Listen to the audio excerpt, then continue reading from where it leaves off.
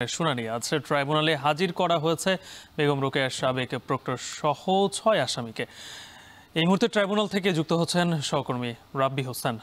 রাব্বি, কোন কোন আসামিকে আজকে আদালতে আনা হয়েছে আর অভিযোগ গঠনের শুনানি কখন নাগাদ শুরু হবে?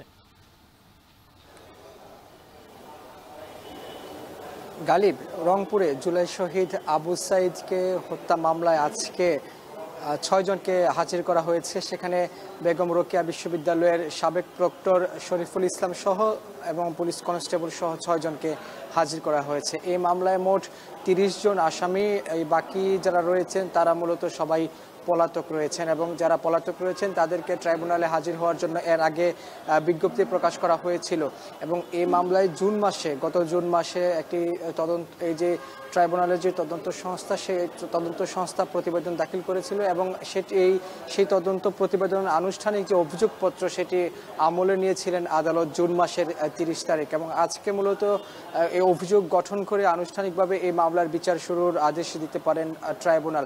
পাশাপাশি আজকে এখানে আশুলিয়াতে ৬ লাশ পোড়ানোর ঘটনায়, অর্থাৎ এই যে জুলাই আগস্টের গণহত্যার সময় ৬ জন যুবককে গুলি করে হত্যার পর লাশ পুড়িয়ে ফেলার ঘটনায় আজকে এই ৮ জনকে হাজির করা হয়েছে। অর্থাৎ যে ৮ জন উপস্থিত রয়েছে, যে 8 জন গ্রেপ্তার রয়েছেন, সে 8 জনকে মূলত আজকে হাজির করা হয়েছে। এছাড়া লক্ষ্মীপুরে সংঘটিত মানবতা বিরোধী অপরাধের মামলায় আজকে ৩ জনকে হাজির করা হয়েছে। সেখানে বলা হয়েছে ৫ জনকে হত্যা করা হয়েছে লক্ষ্মীপুরে বিভিন্ন স্থানে।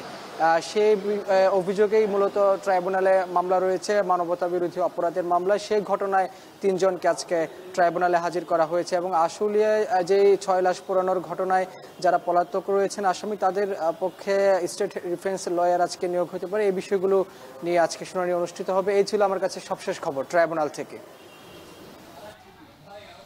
আন্তর্জাতিক অপরাধ ট্রাইব্যুনাল থেকে যুক্ত ছিলেন সহকর্মী রাব্বি হোসেন।